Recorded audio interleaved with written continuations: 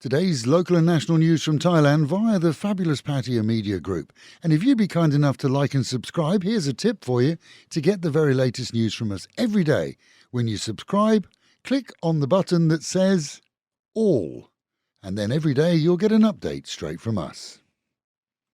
Thailand State Railway has been forced to close its brand new tunnel in Saraburi until clean-up crews remove thick dust which has affected the air in passenger carriages. It seems the contractors who finished what was billed as Thailand's longest train tunnel, which only opened for use last weekend, claim to have blown the dust from the tunnel prior to opening, but they also claim that it must have blown back in again. Embarrassing for certain for those in charge of the new 5.5-kilometre underground route, as trains are currently being rerouted back onto lines previously used, amid plans to reopen again in mid-August.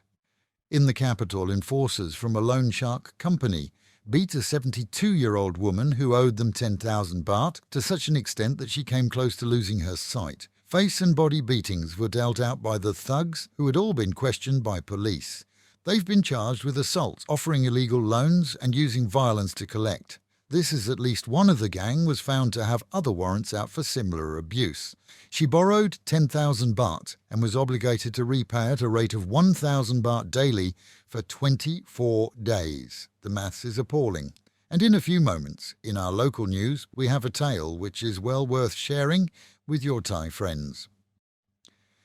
Results of forensic testing have proven that a man found dumped in a Nakhon Sawan waterway was not beaten with a stick, but rather shot. This is the attacker claimed that they'd rowed over a lover and that the demised man had come to him with a knife, seeing him forced to take a large stick to thwart his attack. The two men in their 50s had a well-publicised falling out over the woman. Police searches found two firearms hidden in the waste ground adjacent to the attacker's home, and the woman is denied any relationship with either. In Trat, as floods continue unabated, several schools have now closed and reverted to online teaching as forecasts show heavy winds and rain continuing in the region. This is the Disaster Prevention and Mitigation Department on Monday issued a warning of flash floods in 6 provinces, including Trat, amid reports from many regions of rivers bursting banks.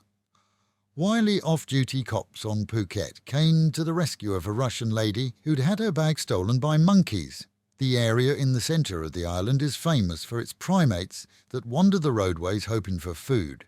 In this case, they stole her possessions and fled to a high tree with them. It appears that they knew a local trick, though, to throw stones up at the primates, expecting them to retaliate with whatever they had to hand, in this case the woman's possessions. All duly thrown to the ground, they were returned to the grateful woman. A neat trick for sure, and one perhaps to remember. Meanwhile at home, and yesterday the exodus of the 3-day weekend tourists began from the region as they went home and back to work. Added to the congestion were delays caused at different times by huge winds and rain. A warning remains in place not to swim in the bay, as waves of up to 2 metres are reported. High winds coming in from the coast damaged several buildings, and emergency services remain on standby for the rest of the week. A warning to all who look to borrow money in Thailand and find Apple phone apps that promise a loan. This is one loan shark operation at least has moved its lending to an app platform, also using the Line app for contact, and makes small loans but at a massive interest rate, close to 240% in a month. By using the app, the borrower agrees that the app has access to all their social media and contacts. That then is used in the case of default.